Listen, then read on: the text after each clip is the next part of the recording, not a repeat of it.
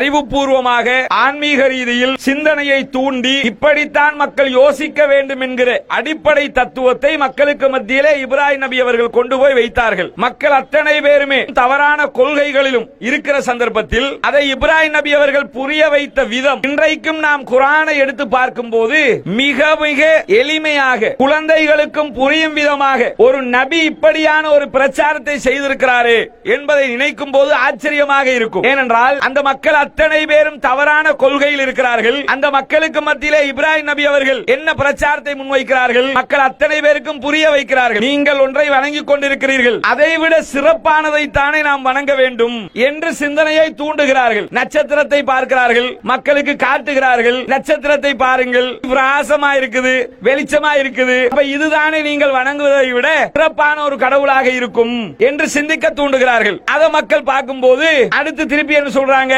நட்சத்திரத்தை விட சந்திரனை பாருங்க, அது அதை விட பெருசா இருக்குது, அப்ப அதை விட வெளிச்சமா இருக்குது, பார்க்கிறதுக்கு அழகா இருக்குது, அப்ப நட்சத்திரமும் கடவுளாக இருக்க முடியாது. எது இருக்கலாம்னா சந்திரன் இருக்கலாம். அப்ப யோசிப்பான், சரிதானே, அதை விட இது சூப்பரா இருக்குதுல்ல, ஆக எது டாப்ல இருக்குதோ அதைத்தானே நாம வணங்கக்கூடிய ஆக்களா இருக்கணும் என்பதற்காக அதை சொல்லி காட்டுகிறார்கள். அது ஒரு மக்களுக்கு மத்தியிலே ஒரு செய்தியாக மாறும்போது அடுத்து என்ன சொல்றாங்கன்னு கேட்டா, அதை விட சூரியனை பாருங்கள், நாம எதை வணங்கணும்னா சந்திரனை விட சூரியன் பிரகாசமாக இருக்கிறது. இதெல்லாம் சொல்லி காட்டிட்டு வந்து என்ன சொல்றாங்கன்னா, சூரியனும் மறைந்து விடுகிறது, அத்தனை மறையக்கூடிய ஒன்றாகத்தான் இருக்கிறது. மறையாத நித்திய ஜீவனாக இருக்கக்கூடிய நாம் அத்தனை பேரும் ஏற்றுக்கொள்ளக்கூடிய ஏக இறைவன் அல்லாஹ்வைத்தான் நாம் அத்தனை பேரும் வணங்க வேண்டும் என்கிற ஏகத்துவ கொள்கையை அந்த மக்களுக்கு புரிய வைக்கிறார்கள். இத பார்த்தா என்ன ஆகும் கேட்டா, சந்திரனை சொல்றாரு, நட்சத்திரத்தை சொல்றாரு, சூரியனை சொல்றாரு, அதெல்லாம் கடவுள் இல்ல, அல்லாஹ்வைத்தான் வணங்கணும் என்று சொன்னாரு. இப்படி போகிற போக்குல பார்த்துக்கிட்டு போகிற ஒரு கதையாக இது அமையப்பெறவில்லை. இப்ராஹிம் நபி அவர்கள் மிக அழுத்தம் திருத்தமாக மிக தெளிவாக இதன் ஊடாக என்ன கொள்கையை கொண்டு வைக்கிறாங்கன்னா, நீங்கள் சொல்லுகிற செய்திகள் அந்த மக்கள் ஏற்றுக்கொள்ளும் விதமாக அவர்களுடைய சிந்தனையில் தாக்கம் செலுத்தும் விதமாக இருக்க வேண்டும். ஆனா நம்ம நாட்டுல நம்ம ஊர்கள்ல நாம் செய்கிற இஸ்லாமிய பிரச்சாரங்கள்ல இந்த வழிமுறையை தான் கடைபிடிக்கிறோமா? இந்த வழிமுறை இல்ல. முஸ்லிம்கள் செய்யக்கூடிய காரியங்களை பார்த்தா இது இஸ்லாமாண்டு மார்க்கத்திலே இருக்காது.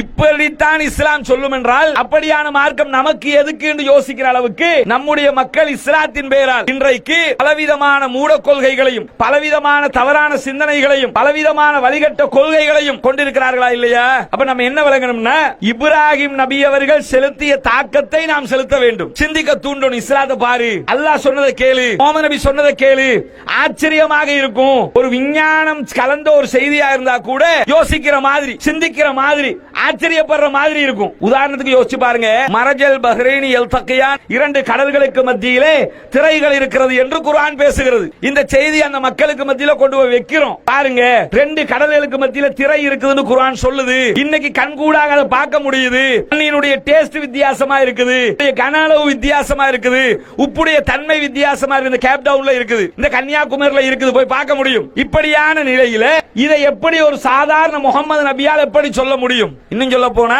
தன்னுடைய லைஃப் டைம் தன்னுடைய வாழ்க்கையில் கடலையே பார்க்காத மனிதர், கடலை கண்ணால் கூட காணாத ஒரு தூதர் யாருன்னு கேட்டா முஹம்மது நபி ஸல்லல்லாஹு அலைஹி வஸல்லம் அவர்கள். கண்ணால் கடலையே பார்க்காத ஒரு மனிதர் கடலினுடைய ஆழங்களை பற்றி, கடலில் பயணிக்கிற கப்பலை பற்றி, கப்பலுடைய தன்மையை பற்றி, ஒரு பயணிக்கிற பிரயாணியை பற்றி இப்படி எப்படி ஆழமாக அழுத்தம் திருத்தமாக சொல்ல முடியும்? அப்ப யோசிப்பான், சரியா இருக்குதே, வித்தியாசமா இருக்குதே, நாம பாக்குற மாதிரி இல்லையே, சிந்திக்கிற மாதிரி இருக்குதே. நம்ம என்ன சொல்லி வச்சிருக்கிறோம் தெரியுமா? நம்ம வளமையான ஹஜ் பெருநாள் உரையில இப்படி எல்லாரும் இப்ராஹிம் நபி சிலையை உடைச்சாங்க, இப்ராஹிம் நபி அதை கடவுள்னாங்க, இத கடவுள்னாங்க, சிலையை உடைச்சாங்க. இத சொல்லி சொல்லி சொல்லி என்ன மனதுல உண்டாகி வச்சிருக்கு தெரியுமா? அப்ப சிலை என்ன உடைச்சு போட்டுறணும், அவ்வளவுதான். நம்ம சொன்ன கொடுக்கப்பட்டிருக்கிற மெசேஜ் என்னன்னு கேட்டா, சிலையை இப்ராஹிம் நபி உடைச்சிருக்கிறாரு, நீ சிலையை உடைச்சு போடு. கூறுகட்ட கூட்டம் அந்த வேலையை செஞ்சுதா இல்லையா? கரெக்டா நாம இதை தெளிவுபடுத்தி இருந்தா, இப்ராஹிம் நபி சிலையை உடைச்சாங்களே, அவங்க எல்லா சிலையும் உடைச்சிட்டு ஏன் பெரிய சிலையை விட்டுட்டு போனாங்க? படிப்பினைக்கு சொல்லி காட்டுகிறார்கள். சொல்லி இன்னும் சொல்ல போனா, அவங்க உடைச்ச இடமும் நேரமும் தன்மையும் வேறு, நாம இருக்கிற நேரமே வேறு. இப்ராஹிம் நபி அந்த சமூகத்தை சேர்ந்தவர். இப்ராஹிம் நபி அவர்கள் ஒரு சமூகத்தை சேர்ந்தவராக இருக்கிறார். அந்த சமூகத்து மக்கள் தான் அந்த வணக்க வழிபாட்டில் ஈடுபடுகிறார்கள். ஒரே சமூகத்தை சேர்ந்தவர் அந்த சமூகத்தை எதிர்ப்பது என்பது வேறு. இன்னொரு சமூகத்தை சேர்ந்தவர்கள் அவர்களுடைய வணக்க வணக்க வழிபாடுகளில் பிரச்சனையை உண்டாக்குவது என்பது வேறு. உதாரணத்துக்கு எடுத்து பாருங்க, அண்மையில பக்கத்து நாடு இந்தியா இருக்குது. தமிழ்நாட்டில் தந்தை பெரியார் பிரச்சாரம் மேற்கொண்டாரா இல்லையா? தந்தை பெரியார் கடவுளே இல்லைன்றார். ஆனா அவர் பிறவியில ஒரு மதத்தை சேர்ந்தவர்.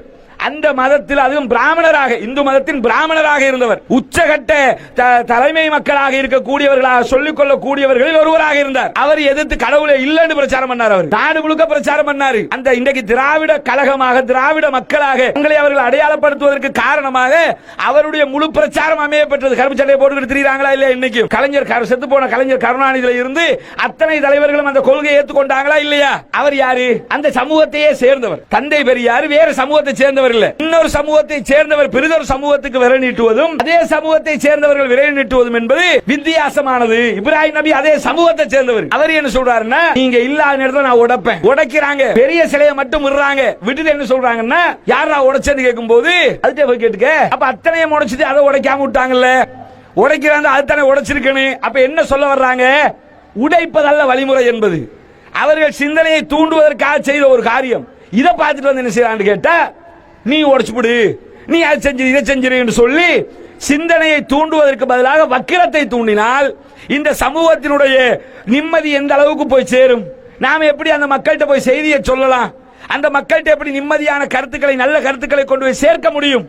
அப்ப என்ன பார்க்கணும்னா, இப்ராஹிம் நபி அவர்கள் செய்த பிரச்சாரத்தை அதன் தூய வடிவத்தில் செய்ய வேண்டும். இப்படி நம்ம இருக்கிறோம்ல, அல்லாஹ் செஞ்ச ஒரு பெரிய அருள் என்ன தெரியுமா? இப்படி நம்ம இல்லைன்னு சொன்னா ஒரு மதத்தலங்களும் இன்றைக்கு கண்ணுக்கு பார்ப்பதற்கு இருக்காது. எல்லாத்தையும் உடைச்சு நொறுக்கிடுவாங்க. நம்ம அதை உடைக்க, அவங்க நம்மளத்தை உடைக்க, அப்படி நடக்குமா இல்லையா? அப்படி இல்லாம அல்லாஹ் ஒருவரை ஒருவர் வரம்பு மீறாமல் வைத்திருக்கிறான். அப்ப அதுதான் அந்த செட்டப்ங்கிறது. அப்ப இப்ராஹிம் நபி நமக்கு படித்து தந்த பாடமே என்னன்னு கேட்டா, நாம் இந்த இஸ்லாத்தை அதன் தூய வடிவத்திலே கொண்டு போய் சேர்க்க வேண்டும். மக்களுக்கு எத்தி வைக்க வேண்டும். ஏகத்துவத்தை கொண்டு போய் சேர்க்க வேண்டும். அறிவுபூர்வமாக சேர்க்க வேண்டும். உன்னுடைய கடவுள் எப்படி இருப்பான்? என்னுடைய கடவுள் உயிர்ப்பிப்பான், என்னுடைய கடவுள் மரணிக்க செய்வான் அப்படிங்கிறாங்க இப்ராஹிம் நபி. நானும் தான் உயிர்ப்பிப்பேன், நான் தான் மரணிக்க செய்வேங்கிறான். அக்கிருக்குத்தனமா அரசன் பேசிக்கிட்டு இருக்கிறான். திருப்பி இப்ராஹிம் நபி என்ன கேட்டாங்க? என்னுடைய இறைவன் சூரியனை கிழக்கிலே உதிக்க செய்வான், நீ மேற்கில உதிக்க செஞ்சு காட்டுவியா? அப்ப யோசிப்பாங்க, சரிதானே, கிழக்கில உதிக்க கடவுளா இருந்தா என்ன செய்யணும்? மாத்தி உதிக்க வச்சு காட்டு. ஒருத்தன் வந்து தன்னை கடவுளுங்கிறான். இப்ராஹிம் நபி என்ன சொல்றாங்க? நான் சொல்ற கடவுள் எப்படி தெரியுமா? சூரியன் கிழக்கில உதிக்கிறத பாக்குறியா? அதான் நான் சொல்ற கடவுள். என்னுடைய கடவுள் கிழக்கில உதிக்க வைக்கிறான், நீ கடவுள்னு சொல்லிக்கிட்டு இருக்கிறல்ல, நீ என்ன செய்யணும்? மாறி செஞ்சு காட்டு. மேற்கில் உதித்து கிழக்கில் மறைய வேண்டும். செய்ய முடியுமா? ஆனா கடவுளா இருந்தா செய்யலாம்ல. அவன் கடவுள் இல்லை என்பதை நிரூபிப்பதற்காக நபி இப்ராஹிம் அலைஹிஸ்ஸலாம் அவர்கள் இப்படியான சிந்தனையை தூண்டுகிற கருத்துக்களை எல்லாம் முன்வைத்தார்கள். இந்த இஸ்லாமிய மார்க்கம் என்பது சிந்திக்கத்தக்க, சிந்தனையை தூண்டுகிற மிக ஆழமான, அற்புதமான கருத்துக்களை கொண்ட மார்க்கமாக இருக்கிறது. நாம் இந்த மார்க்கத்தை மக்களுக்கு மத்தியிலே கொண்டு போய் சேர்க்கும் போது அதன் தூய வடிவத்தில் லேசாக இருப்பதை போன்று கொண்டு போய் சேர்க்க வேண்டும்.